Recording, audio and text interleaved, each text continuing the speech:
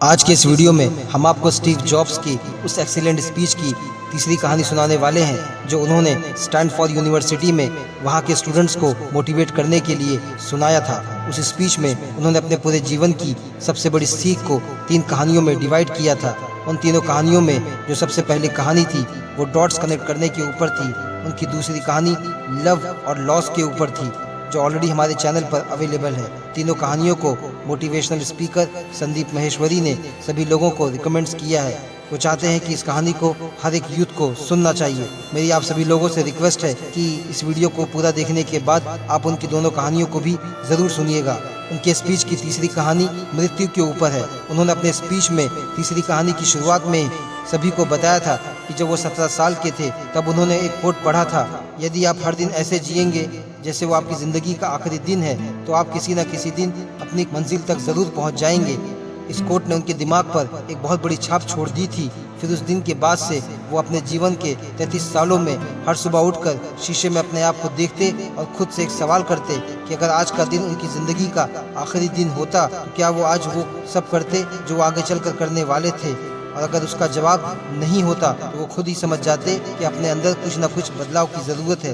किसी भी चीज़ के डर को दूर करने का सबसे अच्छा तरीका है कि आपको ये बात याद रखना चाहिए कि आप एक दिन मरने वाले हैं। आप दुनिया में नंगे होकर आए हैं तो भला कोई आपको और इससे ज़्यादा क्या नंगा करेगा। इसीलिए आपको पूरा हक है कि आप अपने दिल की सुने, अपने मन की सुने।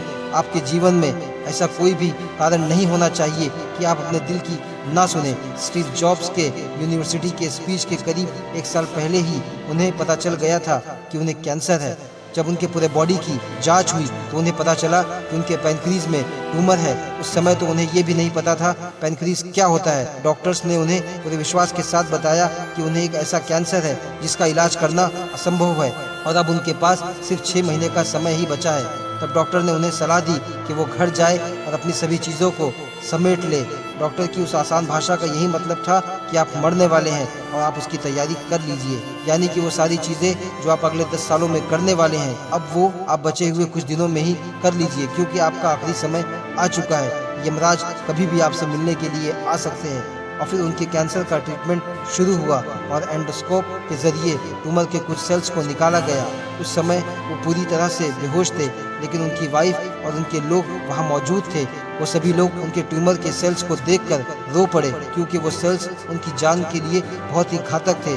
फिर उनकी सर्जरी हुई और किस्मत से वो अब बिल्कुल ठीक है। सौभाग्य से वो मौत के इतने करीब पहुंचकर वापस आ गए और ऐसा उनके जीवन में इससे पहले कभी नहीं हुआ। इस हादसे के बाद वो हर इंसान की तरह ईश्वर से यही दुआ करते हैं कि आने वाले कई सालों तक अब वो मौत के इतना करीब ना जाए।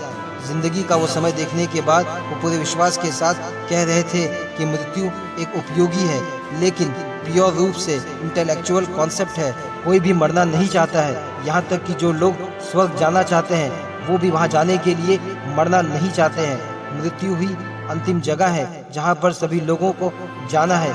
आज तक कोई भी इससे बचा नहीं है और ना ही कभी कोई इससे बच पाएगा, क्योंकि इस जीवन का एकमात्र सबसे बड़ा आविष्कार मौत है।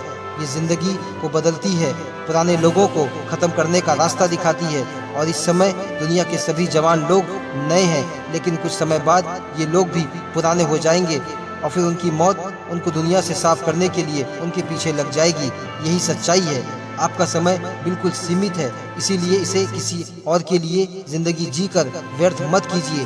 बेकार की सोच में मत फंसिए। अपने जीवन को दूसरों के हिसाब से मत चलाइए। औरों के विचारों के शोर में अपने अंदर की आवाज़ को मत दबाइए। और सबसे इम्पोर्टेंट बात यही है कि आप अपने दिल और दिमाग की बात को सुनने का साहस रखिए, क्योंकि आपका दिल और दिमाग जानते हैं कि आप वास्तव में क्या बनना चाहते हैं। तो पहले आप अपने दिल की आवाज़ को सुने। फिर स्टीव जॉब्स ने अपने स्पीच के अंत में सभी से यही कहा, स्टे हंग्री स्टे फॉलिश, यानी भूखे रहिए और मूर्ख बने रहिए। भूख का मतलब यह है कि आपके अंदर बहुत कुछ करने का भूख होना चाहिए और मूर्ख रहने का मतलब यह है कि आप मूर्ख रहकर ही बहुत कुछ सीख सकते हैं। अगर आपको लगता है कि आप सब कुछ पहले से ही जानते हैं तो आप कभी कुछ नहीं सीख पाएंगे। इसीलिए उन्होंने अपने स्पीच के आखिरी में यही कहा, भूखे रहिए और मूर्ख बने रहिए और लोगों से सीखते रहिए। इस वीडियो को पूरा देखने के लिए आप सभी का बहुत बहुत धन्यवाद। स्टीव जॉब्स के स्पीच को इंग्लिश से हिंदी में कन्वर्ट करने में मुझसे अगर कोई गलती हो गई है तो मुझे माफ़ कर दीजिए। और इसी तरह की एक से बढ़कर एक मोटिवेशनल वीडियो देखने के लिए हमारे चैनल को सब्सक्राइब करके बेल आइकन ऑल पर दबा दीजिए, ताकि आपको हमारी हर नई मोटिवेशनल वीडियो का अपडेट सबसे पहले मिले। Thank you.